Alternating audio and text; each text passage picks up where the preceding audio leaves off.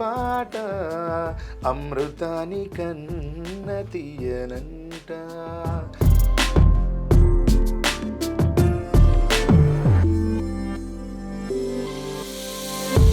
Fathers day, so మరి daddy నాన్నగారి పైన ఏమన్నా కొన్ని అమ్మ అర్థమైనట్టుగా నాన్న అసలు అర్థం కాదు. డోర్ కొడతాను, చాలా వివేకంగా కొడతాను. పోయి డోర్ ఓపెన్ చేసిన, డోర్ ఓపెన్ చేస్తే ఎదురుగా మా నాన్నగారు.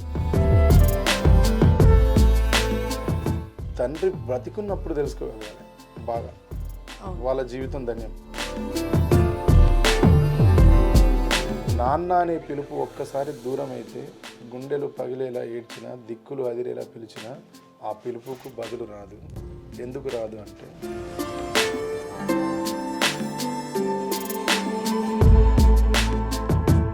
ఆగిపోయే గుండెకెందుకిన్ని బంధాల ఇచ్చినావు బ్రహ్మ, గాలి వీడితే బూడిదయ్యటి నా దేహం నీ చేతిలోని బొమ్మ, ప్రాణం పనంగా పెట్టి కన్న తల్లిని పంచ ప్రాణాలు నా మీద పెట్టుకున్న నన్నని, ఆట పాటల్లో తోడు ఉండే అన్నని, అల్లారు ముద్దుల బంగారు చెల్లిని, ప్రాణం ఉన్నంత వరకు వీడరానివి. వెల్కమ్ టు ఎన్టీవీ, నేను దీక్షా సేద్. ఎస్, మరి ఈ రోజైతే నేను ఫుల్ ఎనర్జెటిక్గా ఉన్నా. ఆయన పాటలు మాట్లాడతాయి, ఆ మాటలే కాదు అందులో బోల్డని మెసేజ్లు ఉన్నాయి. డిఫరెంట్ జోనర్స్లో పాటలు రాస్తూ ఉంటారు. రీసెంట్గా అమ్మ పాట వచ్చింది, అంత టచింగ్ ఉన్నది. Yes, welcome to NTV Mittapalli garu. నాకైతే మిట్టపల్లి గారు అని పిలవాలని ఉన్నది. Thank you. ఎస్, మరి అమ్మ పాట అందరూ చూసే ఉంటారు. 19 మిలియన్ ప్లస్ వెళ్ళింది. ఓన్లీ మన తెలుగు రాష్ట్రాలు మాత్రమే కాదు, తెలుగు వారు మాత్రమే కాదు వినేది, వివిధ భాషల వాళ్ళు కూడా వింటున్నారు. యాక్చువల్లీ మీ పాటని ట్రాన్స్లేట్ చేసుకొని మరీ వింటున్నారు. కొన్ని పదాలు అర్థం కాకపోతే మీకు ఎట్లా అనిపించింది ఆ ఫీలింగ్? అంటే ఒకసారి నచ్చితే దాన్ని అంత ప్రేమిస్తారు ఆడియన్స్, నచ్చకపోతే కూడా అంతే భయంకరంగా రిజెక్ట్ చేస్తారు. ఈ పాటను అందరూ భాషలకి అతీతంగా తెలుగుని వినడం అనేది చాలా గ్రేట్ విషయం. మేము ఏదో మాకు తోచింది అమ్మ గురించి చెప్పాలనుకున్నాం, ఆ పిల్లకి ఏదో నచ్చింది వచ్చింది పాడగలిగింది, మేము చేయగలిగింది చేసినాం. కానీ దాన్ని ఇంత బాగా కనెక్ట్ చేసుకుంటారు, ఇంత బాగా ఆదరిస్తారు, ఇంత బాగా దానికి పొజిషన్ ఇస్తారు అనుకోలేదు మేము. అట్లా అందరూ ఆ కింద ట్రాన్స్లేషన్ కొట్టి చూస్తున్నాను నేను మెసేజెస్ అన్ని. ఇది ఈ లాంగ్వేజ్లో రిలీజ్ చేయరా, ఈ లాంగ్వేజ్లో ఎప్పుడు చేస్తారు, చేయండి ఈ పాటని, ఇది బాగున్నది పాట అని వాళ్ళు కింద రాసే అని నేను కూడా చూస్తున్నాను. మరి వేరే భాషల్లో రిలీజ్ చేస్తున్నారా? ప్లానింగ్ ఉందా ఏమన్నా? నెక్స్ట్ వీక్ వదిలేస్తున్నాం పాట. ఓ, నెక్స్ట్ వీకే వచ్చేస్తుంది అంటే ఎంత రెస్పాన్స్ ఉన్నది అన్నది మనకు క్లియర్గా అర్థమవుతుంది. అండ్ ఇంకొకటి, సింగర్కి తెలుగు రాదు అనేసి అని చాలా ఇంటర్వ్యూస్లో కానీ మీరు కూడా చెప్పిండ్రు. సో తెలుగు రాని అమ్మాయిని తెలుగు పదాలని ఇంత క్లిష్టంగా ఉన్న పదాలను కూడా అంత ఈజీగా పాడేసింది. ఎట్లా, ఏంటి ఆ చిట్కాలు? ఇప్పుడు ఇంకా ఇంతకు ముందంటే కొంచెం ఇబ్బంది ఉండేది, కానీ ఇప్పుడైతే ఇంకా చాలా ఈజీ నేర్చుకోవడం కానీ పాడటం కానీ. ఇది మొదటి నుంచి ఉంది. ఇప్పుడు చిత్రమ్మకి తెలుగు రాదు కదా, ఆమె తమిళ్లో రాసుకొని పాడేది. అట్లా ఇతర భాషల నుంచి మన భాషకు వచ్చిన ప్రతి గాయకుడు కూడా అట్లనే చేసేది. ఇది ఈ అమ్మాయి కూడా అట్లనే చేసింది. కాకపోతే ఆమెకు చిన్న చిన్న మెలకువలు అనేవి ఒక 1 మంత్ ఇక్కడ ఉండి కూర్చొని నేర్చుకొని పాడింది. 1 మంత్ ప్రాక్టీస్ చేసింది పాటని. మీరు పాట రాసినప్పుడు ట్యూన్ కూడా కంపోజ్ చేసుకుంటారు. And A type of voice ఉంటే బాగుంటుంది అని మీరు అనుకున్నారు? సో మరి ఇంత కరెక్ట్ వాయిస్ అని మీరు ఎప్పుడు డిసైడ్ అయ్యారు? ఫస్ట్ విన్నప్పుడే మేము వాయిస్ బాగుంది, చాలా ఇన్నోసెంట్గా ఉంటుంది ఆమె వాయిస్. ఆమె కూడా చాలా అమాయకంగా ఉంటుంది, అమాయకత్వం ఉంటుంది వాయిస్లో, చాలా ఫ్రెష్నెస్ ఉంటుంది, చిన్న పిల్లలాగా ఉంటుంది, వర్కౌట్ అయ్యిద్ది అని అనుకున్నాం. అట్లా అనుకుని నచ్చే పాడించినాం. పాడించిన తర్వాత మా ఫ్రెండ్స్ అంతా విని కూడా కొందరు కొన్ని రకాలుగా స్పందించిన దాంట్లో ఎక్కువ శాతం వరకు ఈ వాయిస్ మార్చండి అని మాట్లాడిన అందరు. అప్పుడు మళ్ళీ మేము సెల్ఫ్ డిఫెన్స్లో పడ్డాం. ఏంది అసలు చేయడమా వద్దా, పెట్టాలా వద్దా, ఈ వాయిస్ పోతుందా పోదా అని ఆలోచించినాం. కానీ మేము ఫస్ట్ పాడించినప్పుడు ఏదైతే మొట్టమొదటిసారి పాడించి మేము అనుభూతి చెందిందో అదే నిజం. జనాలకు కూడా అదే నచ్చింది. వాళ్ళు ఫస్ట్ వినగానే వాళ్ళకు కూడా అట్లనే నచ్చింది. మేము కరెక్ట్ వాయిస్నే చూజ్ చేసినాం, కానీ మధ్యలో కన్ఫ్యూజ్ అయినాం. తీసేద్దాం అనుకున్నాం. వేరే అమ్మాయి చేత పాడిద్దాం అనుకున్నాను, లేదా నేనే పాడేద్దాం అనుకున్నాను. కానీ ఎందుకో ఆ వాయిసే ఉంచాలని డిసైడ్ అయిన తర్వాత మా వాళ్ళు నారాయణ గారు అని ఉంటారు, చీరాల నారాయణ గారు అని, దీనికి నాకు అవన్నీ అప్పుడు ప్రాబ్లమ్స్కి కొంచెం మా బ్యాక్ ఎండ్ ఉంటారు సార్. Back bone. నా సార్ ఫుల్ హ్యాండ్ ఉంటుంది సార్ ఏ విషయంలోనైనా. నారాయణ గారిది ఆయన ఉండి ఎందుకు అమ్మాయి ఇక్కడికి వచ్చి 1 month ఉండి ప్రాక్టీస్ చేసింది కదా, నువ్వు పిలవంగానే వచ్చింది, మనకు పోయే నష్టమే ఉందబ్బా, పోతే ఒక పాట పోద్ది, వస్తే ఒక సక్సెస్ వస్తుంది, లేదా ఒక ఎక్స్పీరియన్స్ వస్తుంది, నీకేం కొత్త కాదు కదా, వదిలే ఏం కాదు ఆ పిల్ల వయసు నేను. అట్లా సార్ మాటని గౌరవించి దాన్ని వదిలినాం. సో ఎట్లా చూస్ చేసుకున్నారు ఈ అమ్మాయిని? ఎంతో మంది అమ్మాయిల వాయిస్ వస్తూ ఇన్స్టాగ్రామ్లో ఆమె నా ఐడియా ఏదో చూసి దాంట్లో వాయిస్ పెట్టింది. అప్పట్లో మేము ఏం చేసినాం అంటే తల్లి నా వెలిశాల పాటకు ఫీమేల్ ఆడిషన్స్ అని పెట్టినాం అన్నాడు. అట్లా ఆ లేబుల్ కొంచెం తిరిగింది మనది, మీటపిల్ స్టూడియో అనేది సోషల్ మీడియాలో బాగా. మితీష్ అని ఒక తమ్ముడు ఉంటాడు, సింగర్, బ్యాండ్ సింగర్, ఆయన కొంచెం దాన్ని ఆయనకు సోషల్ మీడియాలో బాగా ఫాలోయింగ్ ఉంటుంది. ఆ తమ్ముడు వాళ్ళ టీం అంతా బాగా షేర్ చేసింది, దానివల్ల బాగా తిరిగింది. అట్లా నాకు వీళ్ళు కనెక్ట్ అయ్యింది. మమ్మల్ని కాంటాక్ట్ చేస్తే అక్కడ నుంచి పికప్ చేసినాం. సో పికప్ చేసుకున్నాక వచ్చి ఆ జర్నీ చెప్పండి ఒకసారి. ఆమెకు తెలుగు రాదు, మాకు హిందీ రాదు, మేము చెప్పేది ఆమెకు అర్థమైద్ది కానీ ఆన్సర్ చేయరాదు, రెస్పాండ్ అవ్వలేని పరిస్థితి. ఆమె ఏం అడుగుతుందో మాకు అర్థమైద్ది కానీ ఆమెకు మేము కరెక్ట్ ఆమె లాంగ్వేజ్లో ఆమె కమ్యూనికేట్ చేయలేము. అట్లా చాలా చాలా చాలా పెద్ద ఫన్ జరిగింది ఆమెతో మాకు. ఆమె పిజ్జా అడుగుతుంది, మేము ఏదో బిర్యానీ పంపిస్తాం, ఆమె మటన్ బిర్యానీ అడుగుతుంది, మేము ఏదో రొయ్యలది పంపిస్తాం. ఇట్లా పంపించినప్పుడు ప్రతిసారి అది లేదండి ఇది ఓకేనా పర్వాలేదు అంటే చెలేగా సార్ అనేది.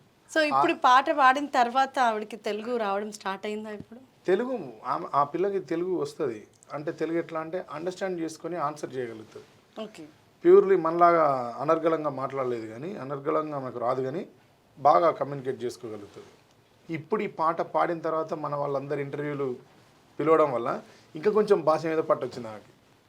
ఇప్పుడు మీరు పిలిస్తే ఊరికనే వదిలేరు కదా, కొందరు కొన్ని మాటలు మాట్లాడించడం, ఆమె కూడా కొన్ని నేర్చుకోవడం, అట్లా రెగ్యులర్గా మాట్లాడుతుంది. ఇప్పుడు మాట్లాడుతాం తెలుగు. సో అమ్మ పాట మీరు ఫస్ట్ ఎప్పుడు రాసిండ్రు ఆ పాట? 20 years బ్యాక్. 20 years. ఆ ట్యూన్ కూడా అప్పుడే చేసిన. దాంట్లో ఒక అక్షరం మార్చలేదు, దాంట్లో ఒక స్వరం మళ్ళీ మేము పొదగలేదు. అప్పుడు నేను రాసినప్పుడు నాకు ఆ రాత్రి ఏది వచ్చిందో, ఏదైతే నేను రాసినో, దేన్నైతే నిక్షిప్తం చేసినో అదే బాణీలో అదే సాహిత్యాన్ని యాజ్ ఇట్ ఈజ్ రిలీజ్ చేసినాం. సో ఏదైనా సందర్భం మీకు బాగా డిస్టర్బ్ చేసిందా, లేకపోతే ఏదైనా సందర్భం ఎదుర్కొన్నారా, కళ్ళెదుట ఏమైనా జరిగిందా? జరిగినందుకు మీరు ఈ పాటను రచనగా రాశారా? మా ఊరును వదిలిపెట్టి, మా కుటుంబాన్ని వదిలిపెట్టి బయటికి పోయింది ఇప్పుడు లేదు. 2004లోనే వైఎస్ రాజశేఖర రెడ్డి గారు ముఖ్యమంత్రి అయిన మొదటి 2 నెలల్లో మా ఇంటి నుంచి బయటికి వెళ్ళినాయి. అట్లా నేను ఒక 2 months వేరే దగ్గర ఖమ్మం జిల్లాలో ఉన్నా. ఓకే. సెల్ ఫోన్స్ 1133 ఫోన్లు ఉండేది, 1100. ఇప్పుడు ఆ డేస్ అన్ని గుర్తొస్తుంటాయి మనకి. బ్లూ కలర్ లైట్ వస్తుంది స్క్రీన్ మీద, దాని మీద టార్చ్ ఉంటుంది. ఆ ఫోను తీసుకొని పోయిన, ఆ ఫోన్ ఉండే నాకు. అక్కడ ఆ ఖమ్మం జిల్లా గుండాల మండలం అనంతు అనే ఊరు, ఆళ్ళగడ్డ అనే ఊరు, దాన్ని ఆనుకొని ఒక నది పారుతూ ఉంటుంది, ఒక వాగు, కిన్నెరస్ అనే వాగు.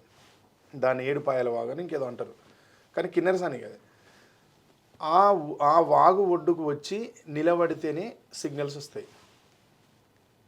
మేము డేలో మా ప్రాజెక్ట్ వర్క్ చూసుకొని మళ్ళీ వచ్చి ఇక్కడ ఈ వాగొడ్డుకు ఒక మిడ్ డే మీల్ స్కూల్ ఉంటుంది, ఆ స్కూల్ మీద ఎక్కి నిలబడి ఫోన్ మాట్లాడేది. ఈవినింగ్, ఎర్లీ మార్నింగ్ అన్న మాట్లాడేది, ఈవినింగ్ అన్న మాట్లాడేది, మోస్ట్లీ ఈవినింగ్ టైం మాట్లాడేది. అది ఆ స్కూల్ మీద నిలబడి సెల్ ఫోన్ పట్టుకుంటే ఒక దగ్గర మాత్రమే సిగ్నల్ వస్తుంది, ఎటు జరిగినా రాదు. మళ్ళీ మీరు స్పీకర్ పెట్టుకొని ఇలా పెట్టుకొని మాట్లాడేది, ఇట్లా పట్టుకొని మాట్లాడాలి. మా ఫ్రెండ్స్తో అందరితో మాట్లాడి మా అమ్మకు కూడా ఫోన్ చేసిన ఆ రోజు. ఒక 2 నెలలు అవుతుంది అప్పటికి దరిదాపుగా. మా అమ్మతో మాట్లాడదామని కాల్ చేసిన. మా అమ్మతో మాట్లాడుతుంటే మధ్యలో 1 minute సిగ్నల్ పోయింది. ఆ సిగ్నల్ నేను ఎంతసేపు అటు ఇటు ఎంత తిప్పి పట్టుకున్న సిగ్నల్ రాలేదు. అట్లా మా అమ్మతో నేను మాట్లాడదాం అనుకున్నప్పుడు నాకు ఆ రోజు నేచర్ సహకరించలేదు, సిగ్నల్ పోయింది. ఆ ఫీలింగ్తో చాలాసేపు ట్రై చేసి ఆ ఫీలింగ్తోనే కిందికి వచ్చి కూర్చుంటే అట్లా నైట్ 9-10 అట్లా అవుతుంది. మంచి కిన్నెరస్ అనే వాగు అట్లా హాయిగా తరలిపోతుంది వాగు. దాని ప్రవాహం ఎంత బాగుంటుంది, మూన్ లైట్, అటు గ్రీనరీ ఇటు గ్రీనరీ, అట్లా ఆ మధ్య నుంచి ఆ నీటి ధార మంచి పోతూ ఉంటే దాని మీద మూన్ లైట్ పడుతూ ఉంటే అక్కడ కూర్చుని చాలాసేపు కూర్చున్నాను. ఓకే. అట్లా కూర్చుని ఎందుకో నాకు మా అమ్మ మీద ఆ ఫీలింగ్ ఉండే కదా, ఫోన్ ఎంత కలవలేదనేది. ఆ ఫీలింగ్ నన్ను మా అమ్మ మీద ఉన్న సిక్నెస్తోని పాట రాసేలా చేసింది. పల్లవి మొత్తం రాసిన తర్వాత ఇంకా నాకేం బ్లాంక్ అయిపోయింది, ఇంకేం ఐడియాస్ రాలేదు. నా ఎంబడి డబ్ సత్య అని తమ్ముడు ఉంటాడు, వాడు ఎప్పుడు నాతోనే ఉంటాడు. వాడు నేను ఇద్దరే కూర్చొని ఉన్నాం. పల్లవి సూపర్ నది, వాడు కూడా విని ఫుల్ ఎగ్జైట్ అయిపోయాడు, అన్న మస్తున్నదన్న పాట అని. పాడుతున్నాం కానీ ఇంకా చరణాలు రావట్లేదు అన్న. ఆ రోజు రాత్రి 9-10 నుంచి స్టార్ట్ అయితే ఉదయం 4-5 గంటల వరకు మూన్ లైట్ కంప్లీట్ పోయి సన్లైట్ వచ్చేదాకా ఉండి పాట రాసినాం. అప్పుడు 3 గంటల టైంలో మళ్ళీ నాకు చరణాలు దొరికినాయి. అట్లా గబగబా మొత్తం రాసేసిన. ఫుల్ పాట మొత్తం ఉదయం 5 గంటలకల్లా రాసేసి పడుకున్నాం. ఆ టైంలో రాసిన, అప్పుడు చేసిన బాణి, అప్పుడు రాసిన సాహిత్యంలో ఒక్క అక్షరము కూడా మార్చలేదు దీక్ష. నేను ఒక్కటి కూడా మార్చలేదు.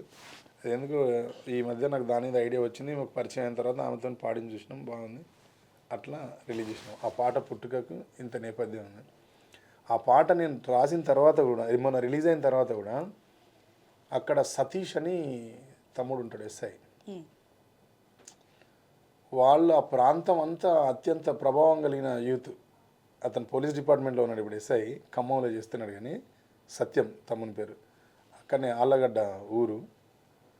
ఆ తమ్ముడు ఎంత సంతోషించిందంటే, ఆ ఏరియాలో ఆ తమ్ముని సర్కిల్ అంతా కాల్ చేసిరు. అప్పుడు నేను అక్కడ 2 months ప్రాజెక్ట్ వర్క్ చేసి వచ్చినప్పుడు ఉన్న మిత్రులంతా ఫోన్ చేసిండ్రు పాట చూసి, అన్నా నువ్వు మన కిన్నెరసాని బాగొడ్డుకి ఇంత మంచి పాట రాసినావు అన్న, ఇక్కడికి రా అన్న, ఇక్కడ పార్టీ చేయాలన్నా నీతో, నేను ఈ సక్సెస్ మీట్ ఇక్కడనే చేద్దామన్నానంటే, నేను నార్త్ ఇండియా టూర్లో ఉండుంటి 1 crore దాటినప్పుడు పోలేకపోయినా. ఇప్పుడు సెలబ్రేషన్ కూడా అన్నీ చేస్తా ఫస్ట్ చిన్నగా, మా సత్యం, మా ఎస్ఐ సత్యంతోనే, సతీష్తోనే అక్కడనే చేస్తా ఫస్ట్. అక్కడికే వెళ్ళాలి. నాకు రాతి బొమ్మలో కొలువైన శివుడ పాట తర్వాత, జనని జనని పాట తర్వాత, నీ చిత్రం చూసి పాట తర్వాత, రాయల్ ఎన్ఫీల్డ్ పాట తర్వాత, నన్ను మళ్ళీ ఒకసారి అట్లా వరల్డ్ మ్యాప్ మీద నా పేరును నిలబెట్టిన పాట ఈ పాట. అది పుట్టడానికి కారణం ఆ ఊరే, ఆ వాగు, ఆ ఊరు, ఆ వాతావరణంలోనే. కాబట్టి అక్కడికే సక్సెస్ మీట్ ఫస్ట్ అక్కడే పెడతాం. చిన్న ఆ ఏరియా ఫ్రెండ్స్తోనే పెట్టుకొని వస్తాయి.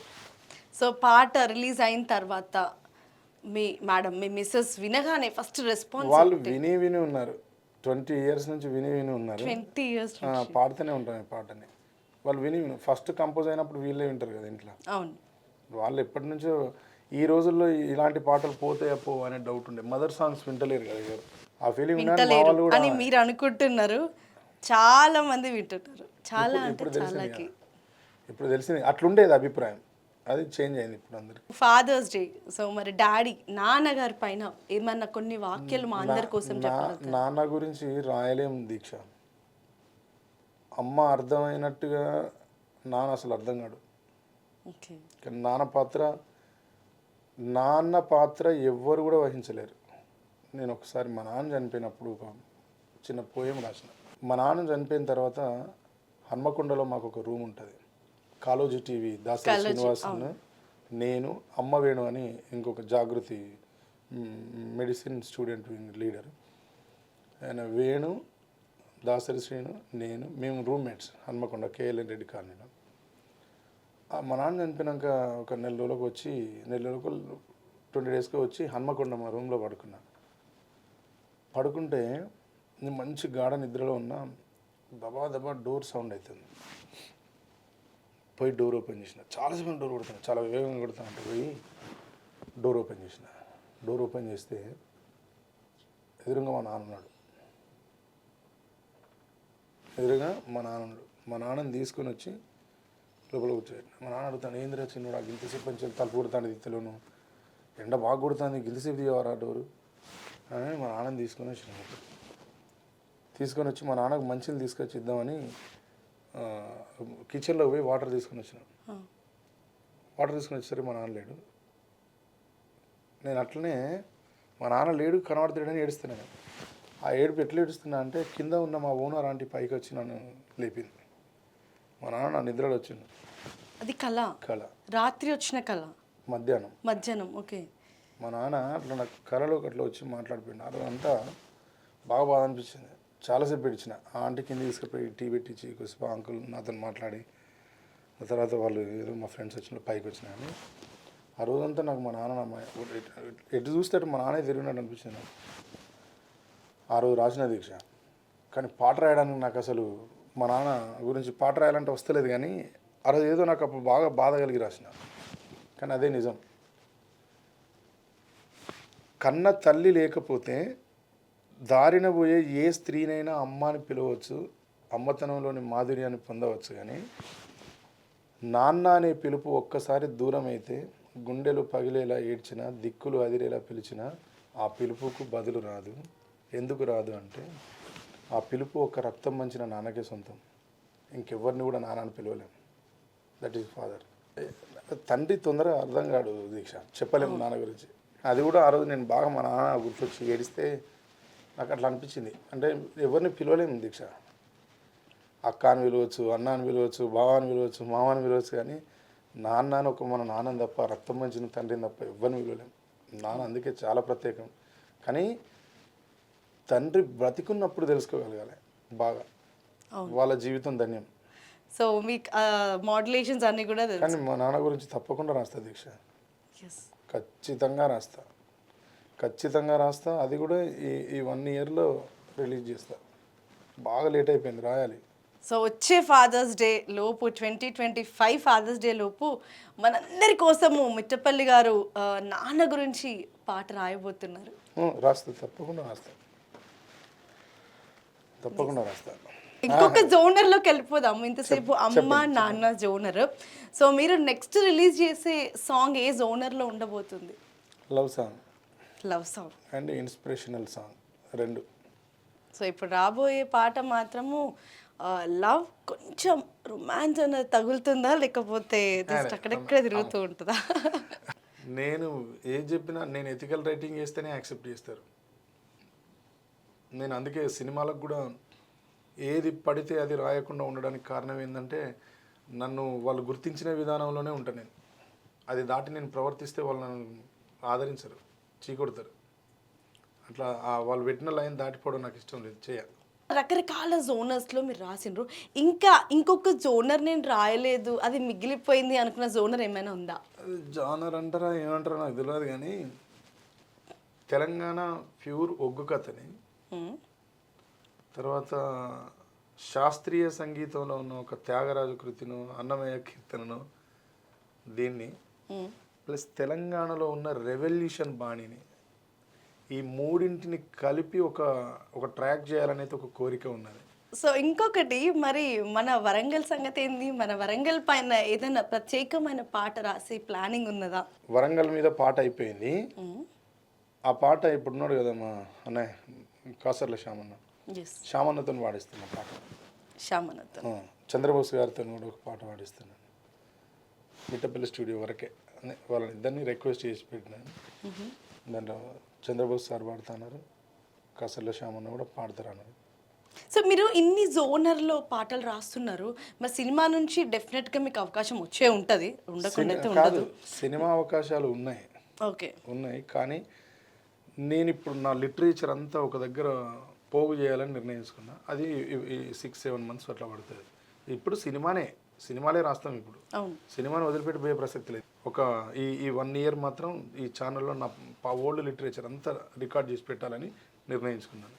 అది చేసి సినిమాకి వెళ్తా. సినిమాలు ఉన్నాయి, కాకపోతే ఇప్పుడు దూకుడుగా ఇప్పుడు రాయను. ఇప్పుడు వస్తున్న సినిమాల్లో మంచి సెలెక్టివ్ ఫిలిమ్స్ రాసి నెక్స్ట్ ఇయర్ నుంచి మొత్తమే సినిమాకి అంకితం అయిపోతాయి. ఇంకా సో మీరు పిక్ చేసుకుంటాను అన్నారు. ఇప్పుడు కొన్ని సినిమాలు నేను సెలెక్టెడ్గా పిక్ చేసుకుంటా అన్నారు. సో మీరు ఏ టైప్ ఆఫ్ మూవీస్ని సెలెక్ట్ చేసుకుంటారు? డైరెక్టర్స్ ఓకే, డైరెక్టర్స్, బ్యానర్స్, అవి సినిమా ఏదైనా సినిమానే దీక్ష. ఇప్పుడు మన దగ్గర చిత్రం అని ఫిలిం రిలీజ్ అయింది. అవును, చిత్రం సినిమా చాలా చిన్న సినిమా అనుకున్నారు అందరు, కానీ ఎంత పెద్ద విజయం సాధించింది మొత్తం కొత్త వాళ్ళతో. అట్లా మనం దేన్ని అంచనా వేయలేము. మీరు పిక్ చేసుకునే జోనర్ ఓకే. ఇప్పుడు డైరెక్టర్, నేను చెప్తున్నా, డైరెక్టర్ని బట్టి, డైరెక్టర్ అండ్ బ్యానర్, ఆ రెండింటిని బట్టి పనిచేయాలి. రిలీజ్ అయ్యే బ్యానర్స్ అయి ఉండాలి. అదైతే నా శ్రమకు గౌరవం వస్తుంది. ఫలితం ఏమక్కర్లేదమ్మా, మన శ్రమకి గౌరవం దక్కితే చాలు. ఇప్పుడు అదే నా కోరిక. అట్లా చేయాలంటే ఇప్పుడు నా సొంత పని చేసుకుంటూ సినిమా పని కూడా చేస్తాను. దాంట్లో నాకు సినిమాల్లో మంచి ఫిలిమ్స్ ఇవి రిలీజ్ అయితే అనిపించిన సినిమాలకే రాస్తాయి ఇప్పుడు. అంతే అంటారు. సో మరి ఇప్పుడు మిట్టపల్లి స్టూడియోస్కి సంబంధించిన ముచ్చట్లు చెప్పండి. ఇప్పుడు జాను నేను ఇద్దరం ఒక సాంగ్ చేస్తున్నాం. ఓకే. రెండోది కాసర్ల శ్యామన్నతో సాంగ్ పాడిస్తున్నాం. చంద్రబోస్ గారిది ట్రాక్ ప్రిపేర్ అయింది. చంద్రబోస్ గారు పోయి పాట వినిపించి ఫైనల్ చేయాలి, అదొకటి ఉంది. తర్వాత ఇప్పుడున్న ఈ అమ్మ పాటని అన్ని లాంగ్వేజెస్లో రిలీజ్ చేస్తున్నాం. మన తమిళ్, మలయాళం, కన్నడ, హిందీ అన్నిట్లో కూడా అమ్మ పాట అన్ని లాంగ్వేజెస్లో రిలీజ్ చేస్తున్నాం. సో జాహ్నవి సింగర్ ఉంటుందా, లేకపోతే సింగర్ని చేంజ్ చేసే అవకాశం ఉందా? జానునే ఉంటుంది. జాహ్నవి ఉంటుంది. చేంజ్ చేయడం అనేది లేదు, కొత్త వాళ్ళు కూడా వస్తూ ఉంటారు. ఓకే. కానీ జాను రెగ్యులర్గా రన్ అవుతూనే ఉంటుంది. ఓకే. వాళ్ళకి వాళ్ళ పేరెంట్స్ అడిగింది, మేము మీతోనే పనిచేస్తాం సార్ అని నేను చెప్పినాను. మీరు ఎవరి దగ్గర మంచి ఆపర్చునిటీ వచ్చినా వెళ్ళండి, మాతో ఉండాలని అసలు ఆ రూలే పెట్టుకోవద్దని చెప్పినాను. నాతోనే ఉండాలి అదంతా స్టెబిలిటీ అండి. మంచి అవకాశం వచ్చినప్పుడు ఇప్పుడు రెక్కలు వచ్చిన తర్వాత ఎక్కడికైనా ఎగిరిపోవాలి, ఒకే చెట్టు మీద ఒకే చోట ఉండాలని అట్లేం లేదు. కాకపోతే మనం అంతా ఒక టీం అందరం కష్టపడి పైకి వచ్చినా గుర్తుంచుకునే సరిపోతుంది. సో ఫైనల్గా ఇప్పుడు మీరు అమ్మ పాట రాసిండ్రు, ఇప్పుడు నాన్న గురించి కూడా రాయబోతున్నా అన్నారు. సో ఇట్లా బ్లడ్ రిలేషన్కి సంబంధించిన అన్న, అక్క, చెల్లి, తమ్ముడు రిలేషన్స్కి సంబంధించింది రాస్తారా? అవన్నీ కలిపి ఒకటే పాటలో రాసిన. అది కూడా రాబోతుందంటారా? రాసిన, అది ఆల్రెడీ పల్లవి లేకపోయింది. ఆగిపోయే గుండెకెందుకిన్ని బంధాల ఇచ్చినావు బ్రహ్మ, గాలి వీడితే బూడిదయ్యటి నా దేహం నీ చేతిలోని బొమ్మ, ప్రాణం ఫనంగా పెట్టి కన్న తల్లిని పంచ ప్రాణాలు నా మీద పెట్టుకున్న నన్నని, ఆట పాటల్లో తోడు ఉండే అన్నని, అల్లారు ముద్దుల బంగారు చెల్లిని, ప్రాణం ఉన్నంత వరకు వీడరానివి, ప్రాణం ఉన్నంత వరకు వీడరానివి, ప్రాణం వెళ్ళిపోతుంటే నాకు తోడు రానివి, ఆగిపోయే గుండెకెందుకిన్ని బంధాల ఇచ్చినావు బ్రహ్మ. ఎప్పుడో రాసిన ఇది. ఈ ఒకే పాటలో మానవ జీవితంలో ఉన్న దరిదాపుగా ప్రాణ సమానమైన సంబంధాలు అన్నిటి గురించి రాసిన దీంట్లో. ఇది మా బాబాయ్కి మాట ఇచ్చిన, వాడి ఛానల్ వాడు స్టూడియో పెట్టుకుంటే పోయి ఓపెన్ చేసి వచ్చి వాడికి పాట రికార్డ్ చేసుకుని పాట అంకితం చేస్తున్నట్టు వానికి ఇవ్వాలి. ఎస్. సో ద లాస్ట్ సెగ్మెంట్కి వచ్చినాం. ఒక్కసారి మీ వాయిస్ నుంచి అమ్మ పాట మా అందరి కోసం. అమ్మ పాడే జోల పాట అమృతాని కన్న తీయనంట, అమ్మ పాడే లాలి పాట తేనెలూరి పారేరులంట, నిండు జాబిలి చూపించి రెండు బుగ్గలు గిల్లేసి, నిండు జాబిలి చూపించి గోటితో బుగ్గను గిల్లేసి, ఉగ్గును పట్టి ఊయలలు పే అమ్మలాలనా, ఊపిరి పోసే నూరేళ్ల నిండు దీవెన, అమ్మ పాడే జోల పాట అమృతాని కన్న తీయనంట.